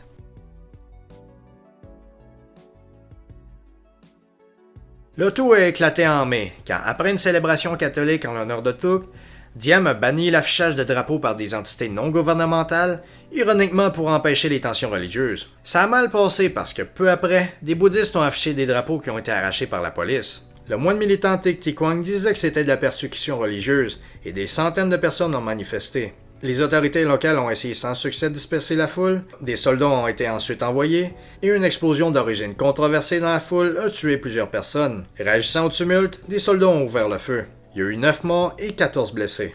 La plupart des auteurs disent que la raison bouddhiste était la répression catholique, mais les bouddhistes avaient d'autres raisons spécifiques. Les journalistes croyaient les histoires des intellectuels de Saigon sans réaliser leurs agendas politiques. 2 des sources utilisées par les journalistes, Pham Ngoc Thao et Pham Xuan Han, étaient des agents communistes. Les journalistes affirmaient que 80% des Vietnamiens étaient bouddhistes et que donc les aliénés revenaient à aliéner la majorité. En réalité, de 15 millions de personnes, il y avait environ 3 à 4 millions de bouddhistes, dont la moitié pratiquants. La plupart des bouddhistes étaient dans les campagnes et savaient rien des troupes politiques à Saigon ou à Hue. Parmi les 18 ministres de Diem, 5 étaient catholiques, 5 confucéens et 8 bouddhistes, dont le vice-président et le ministre des Affaires étrangères. À partir des années 1990, Hanoï a ouvertement admis son implication dans l'organisation de manifestations. Il y avait beaucoup d'agents dans les bas et milieux échelons, mais pour les hauts échelons, c'est incertain. Thi Quang a souvent été accusé d'être communiste, mais ça n'a jamais été confirmé. Sous pression américaine, Diem avait offert en juin des concessions aux bouddhistes, mais ça n'avait pas marché. De manière organisée et après avoir prévenu des journalistes, le moine Thi Quang Duc s'est publiquement immolé. La photo de Malcolm Brown a fait le tour du monde et était souvent la première que les gens voyaient du Vietnam du Sud. Les autres moines sur place ont déclaré avec des haut-parleurs que c'était en réaction au refus du gouvernement d'accepter leur demande, feignant d'ignorer les négociations en cours. Il y a eu des troubles tout le long de l'été. L'ambassadeur américain Nolting a été remplacé par Henry Cabot Lodge en août. Lodge aimait faire des décisions tout seul, connaissait pas bien l'Asie, et était un libéral du Parti républicain qui était pour remodeler des sociétés à l'image américaine. Halberstam écrivait que la situation était prête à un coup d'État et que les Américains voulaient un changement de gouvernement, ce qui était faux. Plusieurs représentants du gouvernement sudiste étaient effectivement insatisfaits de la gestion de la crise par Diem, mais disaient parce qu'il était trop mou. 10 généraux placés, dont la plupart bouddhistes et incluaient ceux qui ont fait le coup plus tard, se sont rencontrés le soir du 18 et trouvaient que Diem avait laissé les manifestations trop longtemps et disaient que ça pouvait menacer l'effort de guerre. Halberstam en a rajouté en écrivant que les Vietnamiens attendaient que les États-Unis démontrent que la famille No devait partir. Il disait que Diem avait perdu son entière popularité et que le général Minh était une superbe alternative. Les généraux sud-vietnamiens avaient du mal à concevoir que les attaques médiatiques comme ça dans New York Times et d'autres organes médiatiques représentaient pas la position de Kennedy. Plusieurs autres moines sont immolés, et en août, les États-Unis ont fait pression sur Saigon pour des concessions aux bouddhistes. Si Diem avait voulu un accord, nous, quant à lui, prenait la ligne dure. L'armée, quant à elle, voulait surtout se concentrer sur la guerre aux communistes. Nous a décidé d'utiliser la loi martiale pour détruire le mouvement de contestation, et le 21, la police a pris d'assaut des pagodes militantes, sans toutefois capturer Thi Quang. Lorsque l'armée effectuait des raids sur des temples à Hue, Thi Quang s'est rendu à Saigon pour coordonner les manifestations et se rapprocher des journalistes et des diplomates. Le gouvernement américain disait voir un désastre imminent et a envoyé en l'ambassadeur Lodge un message disant qu'il fallait que Diem se défasse de son frère, disant « Diem doit avoir la possibilité de se débarrasser de nous et de sa coterie et de les remplacer par des meilleures personnalités militaires et politiques disponibles. Si, en dépit de tous vos efforts, Diem reste obstiné et refuse, nous devrons alors envisager la possibilité que Diem lui-même ne puisse pas être préservé. » Lodge détestait Diem et a pris ça comme un feu vert pour conspirer à le faire tomber. On a souvent dit que la situation militaire en 63 était mauvaise à cause de Diem, mais en réalité jusqu'à son décès, elle était bonne. Le 9 septembre, la 7e division sud-vietnamienne a démoli des unités Viet Cong qui avaient participé à Ap Bac, et plus de corps ont été comptés que la RVN avait perdu à Ap Bac. Le Viet Cong intensifiait ses opérations en l'été dans le Mekong, une zone qui était proche de Saigon et donc des journalistes, mais à l'échelle du pays, la tendance changeait pas. Les sources communistes trouvaient les hameaux efficaces jusqu'au 1er novembre. Certains blâment les États-Unis pour le coup, et c'est vrai que Lodge, des journalistes et des membres du département d'État américain avaient conspiré pour le remplacer, à l'encontre des directives du président Kennedy qui, faut le dire, avait laissé faire la situation. Mais les généraux sudistes avaient leurs propres raisons. Une était la peur que Diem et nous conspiraient avec les communistes pour neutraliser le pays. Ils pensaient donc que c'était de leur ressort de sauver le pays. L'approbation américaine a boosté leur volonté et a créé des conséquences pour les relations bilatérales, en laissant l'impression que la CIA était derrière tout événement et qu'un coup pourrait pas réussir sans soutien américain. Même pour bien des supporters du président Diem, les raids sur des pagodes étaient de trop. Le ministre des Affaires étrangères, le bouddhiste Vo Van Mo, a démissionné. Ton Tat Dinh, commandant du 3e corps, a rejoint un groupe de conspirateurs centrés sur Don, Kim, Min et Kiem. Le coup d'État a eu lieu le 1er novembre, et Diem, découragé, a contacté les généraux pour venir chercher lui et son frère et les amener à l'aéroport en offrant de partir. Min a accepté, mais a décidé de faire assassiner les deux frères. Les généraux savaient qu'ils pouvaient pas rester vivants parce qu'ils gardaient encore une grande popularité, et les deux frères ont été tirés à l'arrière d'un blindé. Immédiatement après le coup, le Washington Post affichait « Hope in South Vietnam ». Et il a longtemps semblé presque impossible de poursuivre avec le gouvernement Diem une résistance efficace à la conquête communiste de cette partie de l'Asie du Sud-Est. Le New York Times écrivait « Le coup à Saigon était inévitable et du fait du refus obstiné du président Diem à mettre en place des réformes politiques qui lui avaient depuis longtemps été recommandées, c'était à ce point hautement désirable ». Lodge lui-même était content et disait « Nous ne devrions pas ignorer ce que le coup signifie en termes de raccourcissement de la guerre et de permettre aux Américains de revenir chez eux. » Kennedy a réagi à la nouvelle avec choc et colère. Le 22 novembre, lui-même se faisait assassiner. Plusieurs de ses admirateurs disaient qu'il voyait le Vietnam comme futile et voulait se retirer, mais les preuves vont vers l'inverse, et il n'a jamais dit ça à ses proches conseillers Taylor, Rusk, McGeorge Bundy ou son frère Robert. Les communistes, contrairement aux Américains, avaient pleinement réalisé l'importance du coup. Ho Chi Minh disait « Je peux difficilement croire que les Américains seraient aussi stupides ». Et le Politburo ajoutait « Les conséquences du coup d'État du 1er novembre seront contraires aux calculs des impérialistes américains. Diem était l'une des personnes les plus fortes à résister au peuple et au communisme. Tout ce qui pouvait être fait pour tenter d'écraser la révolution a été mis en œuvre par Diem. Diem était l'un des laquais les plus compétents des impérialistes américains. Parmi les anticommunistes du Sud-Vietnam ou exilés dans d'autres pays, personne ne possède les atouts et les capacités politiques suffisants pour faire obéir les autres. Par conséquent, l'administration des laquais ne peut être stabilisée. Le coup d'État du 1er novembre 1963 ne sera pas le dernier. Les communistes ont accepté le cadeau qu'ils avaient été incapables de faire en 9 ans. Hanoï a réajusté sa stratégie pour capitaliser en décembre lors de la 9e conférence du comité central du parti. Ils ont enclenché des préparations pour des grandes opérations, d'où pourquoi dans les médias du coup, les Viet Cong étaient moins actifs. Plusieurs hameaux, notamment près de Saigon dans le Delta, ont été capturés. Le coup contre Diem et l'encouragement américain aux généraux a été l'une des plus grosses erreurs de la guerre. Pendant 2 ans, la situation s'est détériorée jusqu'à l'arrivée des troupes américaines en force. Le nouveau gouvernement militaire faisait soudainement face à un renouveau du factionnalisme politique et religieux, avec chaque groupe qui essayait de gagner du pouvoir aux dépens des autres. Les 4 années de transition entre la première république de Diem et la seconde de Thieu ont été marquées par la discorde civile, des expériences ratées de gestion, le déclin des conditions économiques et l'expansion rapide de la guerre. Le général Min menait un gouvernement provisoire pendant 3 mois avant de se faire renverser par le général Khan, qui avait le soutien de l'ambassadeur Lodge. Les coups et tentatives ont continué en 1964. Les commandants haut placés ont été remplacés par Khan, et les jeux de chaises musicales ont contribué à l'instabilité, avec différents gouvernements civils, militaires, des conseils, avant que le duo Key et Thieu arrive en 1965. La situation de la guerre a commencé à se détériorer. La junte a remplacé énormément de fonctionnaires à cause de leur loyauté pour Diem, et ça incluait notamment beaucoup d'administrateurs provinciaux compétents et surtout des responsables de hameaux stratégiques. Beaucoup de milices et de hameaux ont été désarmés. En quelques semaines, 9 des 20 hauts commandants du pays ont été remplacés. Donc quand les Viet Cong ont lancé une nouvelle vague d'attaques, le nouveau gouvernement était incapable de fournir du leadership. Les milices abandonnaient leurs postes, il n'y avait plus de patrouilles agressives et les communistes ont rapidement capitalisé. L'influence du gouvernement dans les villages a commencé à s'évaporer. A l'inverse, Halberstam, Sheehan et les autres écrivaient soudainement avec des articles optimistes sur la situation. Un rapport d'experts de la CIA, confirmé par des sources communistes, a confirmé que le 1er novembre avait été le point tournant pour les hameaux stratégiques. Dans bien des régions, la désintégration de l'effort a commencé seulement en 1964 parce que les communistes devaient encore se relever des défaites des premiers mois de 1963.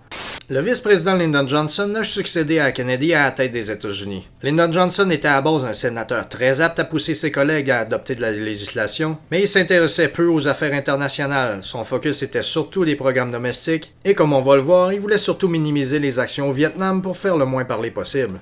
Sous son administration, les délibérations se faisaient surtout entre ses conseillers les plus proches. Johnson approuvait la politique de Kennedy, et en prenant le pouvoir après un martyr admiré, il pouvait pas soudainement la changer. Il a gardé le gros de l'équipe Kennedy, et ses 3 principaux conseillers allaient être McNamara, McGeorge Bundy et Rusk. Johnson a informé Lodge qu'il n'était plus question de vouloir remodeler le Sud à l'image américaine. L'administration pensait surtout en termes de théorie des dominos et de répartition des puissances en Asie. Pour eux, le domino le plus important était l'Indonésie avec ses 100 millions d'habitants et sa position stratégique capitale pour le transport maritime. Son leader Sukarno se rapprochait de la Chine et du Parti communiste indonésien. Il a reconnu le Vietnam du Nord, brisé les relations avec le Sud et parlé en faveur d'une réunification communiste. Au début de 1964, la situation politique et militaire se détériorait tellement que le général Nguyen Khan a renversé la junte le 30 janvier avec l'aide du général Kiem. Khan a établi un cabinet très divers mais peu expérimenté. Peu à peu, Lodge commençait à comprendre les réalités dans le Sud et disait en juin que pour réussir, il fallait que Saigon établisse un état policier. Thi Quang, contrairement aux autres militants bouddhistes, s'est monté en ennemi juré du gouvernement et à chaque concession, le militant demandait plus. Même Lodge a fini par dire qu'il fallait pas accepter.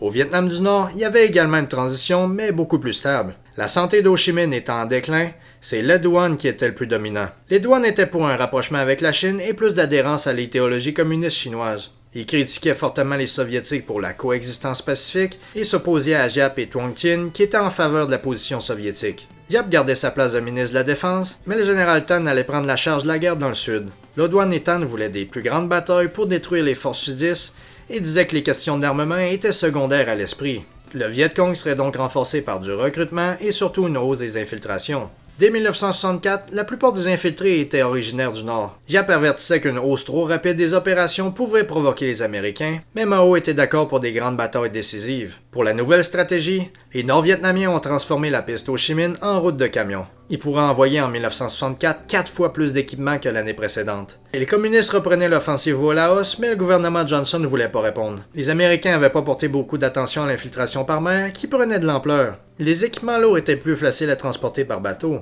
Les cargos étaient envoyés sur les côtes du Sud ou au Cambodge, où le gouvernement cambodgien collaborait.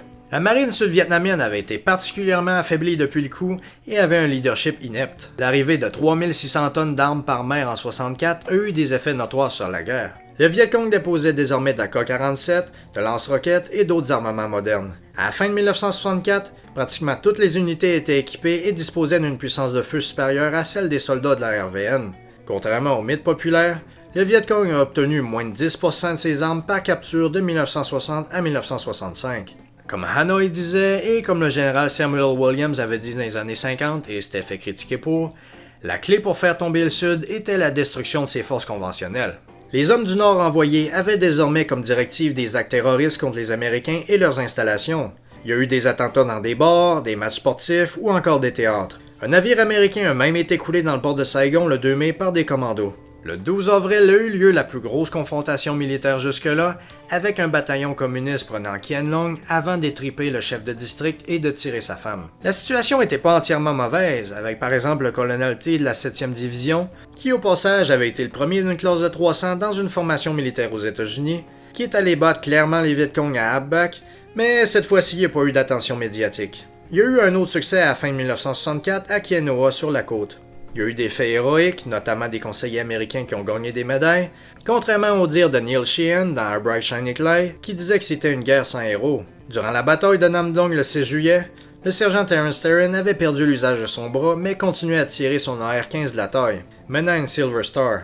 Le capitaine Donlon avait dirigé l'effort défensif, courant d'un endroit à un autre pour coordonner, avait tué des ennemis et avait retourné des grenades qui y avaient été lancées. Il a tiré un sergent blessé et des équipements vers l'arrière sous un feu nourri, en se faisant blesser 4 fois séparément, dont du shrapnel dans l'estomac. Il a gagné la médaille d'honneur, le premier à l'avoir eu au Vietnam. Face à la tournure de l'été 1964 en faveur des communistes, Washington critiquait Saigon pour focaliser uniquement sur des aspects militaires et pas assez sur ceux politiques ou économiques. Les Américains comprenaient pas que pour avoir du soutien populaire et effectuer des programmes, il fallait avant tout de la sécurité, et les problèmes émanaient surtout du manque de leadership. À Washington, l'incapacité des sudistes à progresser avait mené à l'initialisation de programmes clandestins dans le Nord, y compris de la guerre psychologique et du sabotage. Johnson et ses conseillers voulaient pas créer un grand mouvement de guérilla dans le Nord parce qu'ils craignaient la réaction de Hanoï et de la Chine.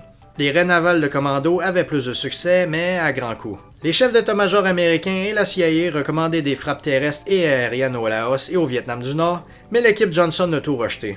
Il voulait pas attirer l'attention sur le conflit avant les élections et risquer de perdre des voix. Ses conseillers civils pensaient que l'insurrection était autosuffisante et sous-estimaient la valeur de ses propositions et focalisaient sur leur théorie contre insurrection. Ils craignaient une réaction chinoise et la possibilité d'une guerre nucléaire. Ils étaient hantés par le spectre d'une Nouvelle-Corée. Les restrictions auto-imposées étaient valorisées par les conseillers civils à cause de leur attraction pour des théories de guerre limitée. Le théoricien Thomas Schelling disait dans Strategy of Conflict que les opposants dans un conflit étaient rationnels et pouvaient être restreints par des actions limitées qui rendraient une escalade contraire à leurs intérêts. Khan était frustré du refus américain pour des actions fortes et parlait publiquement en faveur d'actions au nord, surtout qu'il y avait des soldats nordistes dans les rangs Viet Cong. En juillet, Lodge a été remplacé par Maxwell Taylor. Les communistes dans le sud se préparaient à des opérations majeures pour des batailles conventionnelles. Hanoï croyait pouvoir gagner en 1965 pour plusieurs raisons. On pensait que les Américains enverraient pas plus de troupes, que l'ARVN était déjà étirée, qu'une victoire communiste démoraliserait Saigon, et que les Américains oseraient pas bombarder au-delà du 17e parallèle par peur d'une réaction chinoise. Il était vrai que le Sud était en difficulté, mais Hanoï a mal calculé la volonté américaine, peu prévisible. L'incident du golfe de Tonkin est un des plus controversés de la guerre. On entend souvent que c'était un mensonge, voire même un complot, et que ça a servi d'excuse aux Américains pour entrer dans la guerre. Toutes ces affirmations sont fausses. Au début d'août, le USS Maddox était en patrouille de reconnaissance dans le golfe du Tonkin dans une patrouille d'Essoto, soit du déchiffrement de communication et des émissions radar nord-vietnamiennes. Les Nord-Vietnamiens suivaient le Maddox depuis longtemps avant les raids et craignaient qu'ils viennent bombarder les côtes. En conférence du leadership, Ho et Gia voulaient attendre une attaque pour répliquer, surtout qu'ils étaient en eau internationale, mais Le Duan a décidé d'attaquer. Les Américains ont intercepté les communications et le Maddox s'est préparé à l'attaque le 2 août en se distançant des côtes nord-vietnamiennes. Les bateaux torpilleurs nord-vietnamiens l'ont rattrapé et ont tenté une attaque mal conçue, mais ont dû se retirer devant la puissance de feu américaine. Le premier ministre sud-vietnamien Khan disait aux Américains de répliquer pour pas avoir l'air d'un tigre de papier, et Taylor était d'accord. Johnson a refusé, disant que c'était sûrement un commandant local qui a pris l'initiative et a décidé de renforcer le Maddox avec le Turner Joy. Le soir du 4 août, le Maddox a reçu des messages déchiffrés parlant d'une attaque navale imminente et 1 heure plus tard, les radars du navire ont détecté ce qui semblait être des bateaux en approche. C'était une nuit sombre avec peu de visibilité. Des avions ont été dépêchés et 2 navires ont tiré en direction des cibles radars. Pendant plusieurs heures, les contacts apparaissaient et disparaissaient et les radars indiquaient des coups directs sur les ennemis. Plusieurs membres d'équipage ont rapporté avoir vu des bateaux ennemis, des tirs ennemis et des traînées de torpilles durant l'incident. Dans ce qui semblait être une preuve de l'attaque, les Américains avaient intercepté un message nord-vietnamien disant qu'ils avaient abattu 2 avions américains et qu'ils avaient sacrifié 2 de leurs bateaux. Avec toutes ces indications-là, l'amiral Sharp, commandant en chef dans le Pacifique, a déterminé que l'attaque avait eu lieu. C'est juste après la réponse américaine immédiate que des indications ont émergé pour douter de l'attaque. Personne n'a trouvé de preuves irréfutables, et les preuves indiquent que le message nord-vietnamien parlait de l'attaque du 2 et que l'attaque du 4 n'avait pas eu lieu. Pour l'instant, Johnson et ses 3 conseillers ont décidé qu'il fallait répondre. Dans l'esprit des théories de Schelling, Rusk était pour envoyer un signal que les Américains voulaient pas reculer mais voulaient pas de guerre au nord. Johnson a ordonné des frappes ciblant les bases navales. Le soir du 4 aux États-Unis, Johnson a appelé les leaders du Congrès pour initier une résolution lui donnant des pouvoirs de guerre en Asie. Dans l'opération Pierce Arrow, l'aviation navale américaine a bombardé les bases navales au nord, mais 2 avions ont été descendus. Les Sud-Vietnamiens étaient d'accord et en voulaient plus, et les Thaïlandais et Malais sont prononcés en faveur des frappes. Johnson pensait déjà avoir les pouvoirs nécessaires pour la guerre, et le but de la résolution était de donner l'impression d'unité politique. Dans leur témoignage au Congrès, les membres de l'administration n'ont pas dit que les navires faisaient de l'espionnage ou que des commandos sud-vietnamiens faisaient des raids sur le nord. Avant l'incident, les Américains désapprouvaient la politique de Johnson au Vietnam à 58%, mais après, ils l'approuvaient à 72% et étaient en faveur d'actions militaires sur le nord à 50% contre 25%. La résolution d'Asie du Sud-Est, aussi appelée résolution du Golfe de Tonkin, est passée à 98 contre 2 au Sénat et 416 à 0 à la Chambre. Donc en rétrospective, il y a eu 2 attaques, une réelle que même les Nord-Vietnamiens ont avouée, et une qui est probablement pas arrivée, mais que beaucoup d'hommes sur place étaient convaincus, même des années après l'événement. On peut pas parler ici de fabrication ou de mensonge. McNamara a dit par après que la deuxième était probablement pas arrivée, mais beaucoup de marins sur les navires impliqués étaient convaincus que oui. L'administration Johnson a répondu avec ce qu'elle avait comme information. Ensuite, certains disent que les États-Unis sont entrés en guerre à cause de ça. Comme on l'a vu, ils s'impliquaient déjà dans le conflit bien avant, et ça n'a jamais été un facteur déterminant. Ça n'a pas été un Pearl Harbor ou un 11 septembre. Même après ça, et avec la résolution en poche, Johnson était très hésitant dans ses actions, et il a accepté d'envoyer des troupes seulement en mars 1965 après des attaques communistes sur des bases américaines, 6 mois après. Certains disent que le Congrès avait été manipulé et pensait pas donner autant de pouvoir au président, mais dans les prochaines années, le Congrès a validé la politique du président. Plus tard, le 18 août 1967, le président a répudié la résolution comme base légale pour la guerre et disait que l'autorité venait de l'article 2 de la Constitution comme commandant en chef. La résolution a été terminée par le Congrès en 1970, mais ça n'a pas arrêté la guerre. À la fin de 1964, l'ambassadeur Taylor, l'amiral Sharp et le général Westmoreland, qui avait succédé à Harkins en juin à la tête du MACV, la mission militaire américaine, étaient pour frapper la piste Ho Chi Minh, le nord, envoyer des militaires américains protéger leurs bases aériennes et intensifier les patrouilles navales. Le général Johnson, à la tête de l'armée de terre, était même pour des troupes au Laos. Les conseillers du président l'ont convaincu de l'inverse. Johnson a fait cesser les patrouilles des Soto et les attaques de commandos sudistes. Le président était inquiet des recommandations des militaires parce que si elles devenaient publiques, il y aurait de la pression sur lui pour intervenir. Il a ordonné au Pentagone de mentir et dire que les officiers recommandaient pas des actions comme ça. Le président Johnson, Taylor et McNamara croyaient qu'ils pouvaient se permettre d'attendre plusieurs mois avant des actions fortes et ignoraient que l'ennemi regardait pour débuter des offensives majeures sous peu.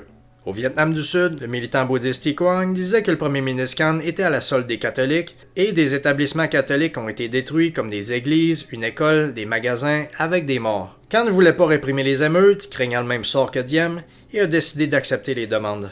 Au Vietnam, d'avoir l'air mou comme ça était la pire chose à faire. Certains des protestataires étaient des communistes infiltrés depuis 1963. Des bouddhistes ont présenté des nouvelles demandes complètement ridicules, mais Khan a accepté malgré tout, malgré l'avis de Taylor, et ça a juste mené à plus de demandes. Le 27 août, les généraux ont ouvertement critiqué Khan et ça a amené un triumvirat par intérim avec Kiem et Min. Le Politburo en a profité pour envoyer le 1er septembre une directive au COSVN pour dramatiquement augmenter la lutte politique, y compris chez les intellectuels et notables, et mener un mouvement de paix. La Chine ne voulait pas être prise au Vietnam comme en Corée. Mao a dit à Hanoï que la Chine n'interviendrait pas et conseillait en cas d'invasion de se retirer dans les montagnes. Une invasion du Nord à cette époque aurait été ultimement nettement mieux que la situation dans laquelle les Américains ont été pris sans envahir. Les Nord-Vietnamiens auraient perdu leur système logistique émanant du port de Haiphong et auraient été dépendants de la Chine. Après la guerre, Giap a dit qu'il craignait grandement une invasion américano-sud-vietnamienne en 1964 et 1965 et disait que les Américains auraient pu envahir le pays avec 3 divisions et des unités navales et aériennes, bien moins que ce qu'ils ont envoyé plus tard. Johnson avait des bonnes raisons pour pas le faire avant mars 1965, le mois où la Chine a recommencé à dire qu'elle défendait le Nord. Il espérait encore que le Sud tiendrait seul. Il a également rejeté la bonne option qui était de couper la piste au Chi Minh. La distance à défendre n'aurait pas été grande comparativement à la frontière, et les Nord-Vietnamiens dépendaient des camions. Ils auraient pu employer leur puissance de feu sans restreinte puisqu'il n'y avait pas de civils, contrairement au Vietnam du Sud.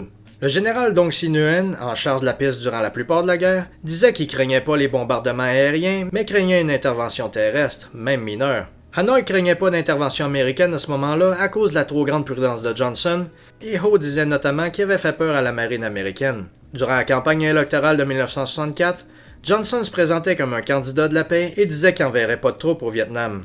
Immédiatement après le discours du président de l'Oklahoma où il disait pas envoyer de troupes, le Politburo a conféré du 25 au 29 septembre et a déterminé de saisir l'opportunité et de détruire l'armée du Sud. Le Viet Cong n'était pas assez fort pour gagner seul, donc il fallait envoyer des régiments nordistes. Le Politburo parlait de mobiliser le pays entier et a ordonné à la 325e division de descendre vers le Vietnam du Sud avec le général Nguyen Chi Thanh pour commander l'effort de guerre. Il y avait comme mission de conquérir le Sud par du combat de grande échelle. Il n'y aurait pas de négociation pour terminer la guerre à moins que les États-Unis acceptent les termes de Hanoï qui étaient de se retirer, de renverser le gouvernement et de le remplacer par une coalition, ce qui, dans tous les cas, mènerait à une réunification. C'est une politique qui est demeurée jusqu'à octobre 1972. Le 1er novembre 1964, le Viet Cong a attaqué la base aérienne de Bien Hoa, où il y avait des baraques américaines, et a tué 4 Américains et en a blessé 30. Taylor, Westmoreland et Sharp demandaient une réponse immédiate pour montrer la détermination américaine. Les chefs d'état-major ont appelé à des frappes aériennes sur le nord et sur le Laos, et l'introduction de Marines pour protéger les installations. Johnson était surtout concentré sur les élections et pensait en termes d'impact sur l'opinion. Il craignait qu'une réplique soit vue comme une manœuvre électorale. Son équipe a téléphoné à Lewis Harris de Harris Poll, qui a dit que les Américains approuveraient si le président agissait pas immédiatement. Le président et son équipe ont donné à Taylor des excuses pour pas intervenir. Votre commandant en chef, mesdames et messieurs! Des critiques ont dit que les chefs d'état-major auraient pu démissionner en réaction aux mauvaises directives de l'exécutif, mais ils auraient probablement été remplacés par des yes-men, et ça aurait fait une crise majeure à un mauvais moment comme avec MacArthur et Truman. En voyant le manque de réaction américaine et la victoire de Johnson aux élections, Hanoï était confiante de pouvoir intensifier ses efforts sans réponse majeure. Au même moment, des tensions entre la France et les États-Unis autour de l'OTAN donnaient l'impression que l'Occident était affaibli. En URSS, Khrouchtchev était remplacé par Brezhnev et Kosygin, qui adoptaient une posture plus agressive et ont annoncé vouloir réparer les relations avec le Vietnam du Nord. Zhou Enlai au même moment se préparait avec le gouvernement indonésien de Sukarno pour purger des éléments non socialistes de l'armée et entrer en guerre en Malaisie. À Saigon, Tan Van Huong, un leader nationaliste compétent, prenait le pouvoir en novembre. À la fin de 1964, les Viet Cong comptaient 51 300 hommes. Des combats violents ont eu lieu dans la province d'In Dinh. Respectant la doctrine de contre-insurrection, Westmoreland a conseillé les commandants locaux de briser leurs unités en plus petites unités, mais les communistes ont réagi avec des grandes forces pour détruire les petites forces piecemeal. Westmoreland en a retenu pour le reste de la guerre qu'il fallait absolument pas ignorer les grandes unités ennemies. Si on pouvait envoyer des petites unités pour couvrir les villages, il fallait des grandes forces de manœuvre pour contrer les grandes forces ennemies. La plus grosse attaque communiste de 1964 s'est passée à Binjia, avec l'équivalent d'une division. Les soldats étaient très bien équipés en AK-47 et mitrailleuses, avec des bataillons de mortiers. Tant voulait prendre le hameau et embusquer les renforts. Ces forces se sont battues contre des Rangers et des Marines vietnamiens en sous-nombre, et se sont retirées après des grosses pertes des deux côtés. Après sa grande victoire électorale, Johnson n'avait plus à se soucier de cet aspect-là. Il a ordonné un groupe interdépartemental pour examiner des opérations par rapport au Nord. Comme d'habitude, le président a ignoré les recommandations des militaires et a suivi celles de son groupe étroit de conseillers civils en faveur de l'escalade graduée, que je vais parler dans la prochaine vidéo. Il a approuvé un plan détaillé en 2 phases, une première débutant le 15 décembre avec des raids clandestins sur le nord, et 2 petites attaques aériennes par semaine sur la piste. Si le Sud améliorait sa situation après 30 jours, les Américains débuteraient un programme de bombardement avec option d'arrêt en tout temps.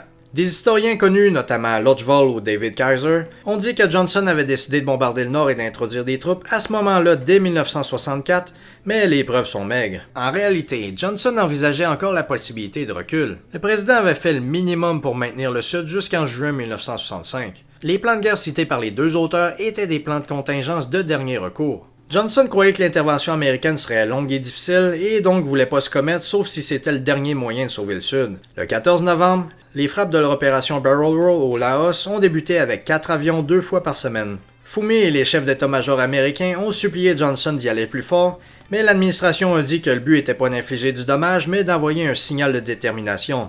Ça a pas marché.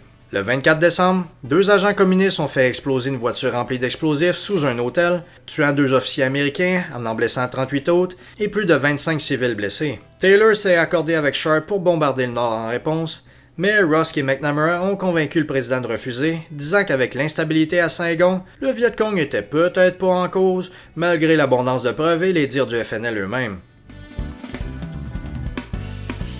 Le 27 janvier, la Maison-Blanche a décidé des actions plus fortes pour la guerre et a envoyé McGeorge Bundy sur place pour déterminer lesquelles. Durant sa visite, des Viet Cong ont attaqué le 7 février 2 attaques surprises dans la province de Pleiku, tuant 7 Américains, en blessant plus de 100 et en endommageant ou détruisant 25 avions.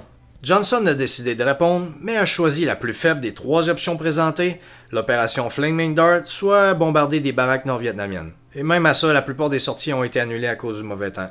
Bundy recommandait un bombardement prolongé en suivant l'intensité des attaques de Viet Cong. Le plan, Rolling Thunder, a débuté le 2 mars avec une frappe par semaine.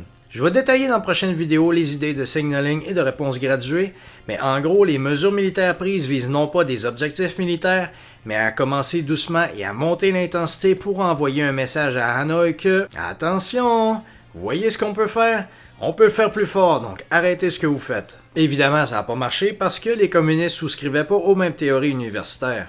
L'administration Johnson avait complètement sous-estimé l'importance des dommages physiques. Seulement en avril, l'administration apprendrait la présence d'unités nord-vietnamiennes et du changement de stratégie, et même quand c'était le cas, le président n'a pas exploité leur vulnérabilité. Dans les premiers mois de 1955, le renseignement américain pensait encore que les communistes continueraient avec des petites attaques. Après les attaques sur les camps américains, les chefs d'état-major et Westmoreland étaient pour des troupes américaines pour protéger les installations. Les conseillers de Johnson étaient du même avis, et le président a accepté d'envoyer 2 bataillons de Marines à Da Nang pour début mars. Il voyait pas ça comme une première étape d'une intervention, mais plutôt comme une mesure temporaire. Il était encore très craintif d'une confrontation avec les puissances communistes, et craignait aussi que l'aile gauche du Parti démocrate se tourne contre la guerre quand les choses deviendraient plus intenses. Il voulait donc minimiser la visibilité des déploiements de troupes. C'était une grosse erreur à long terme, parce qu'il n'a jamais essayé de mobiliser les gens derrière la guerre, et ceux-ci se sont peu à peu rendus compte des cachotteries. Pour l'instant, les Marines avaient comme instruction de ne pas s'impliquer dans les combats. La 325e division nord-vietnamienne et d'autres unités sont arrivées dans les montagnes centrales du Sud au début de 1965. Ils ont établi des bases et joint les Viet Cong pour des opérations. La guerre faisait seulement commencer. Bon ben, j'espère que vous avez aimé ma première vidéo sur la guerre du Vietnam parce qu'il y a plusieurs mois de travail derrière ça. J'avais lu plusieurs milliers de pages de livres et j'avais 48 000 mots de notes juste pour cette vidéo-là. Donc juste de réduire pour la vidéo, ça a été beaucoup de travail. La prochaine vidéo va être sur l'intensification de la guerre de 1965 à 68. Donc vous pouvez aimer et vous abonner et on se revoit bientôt.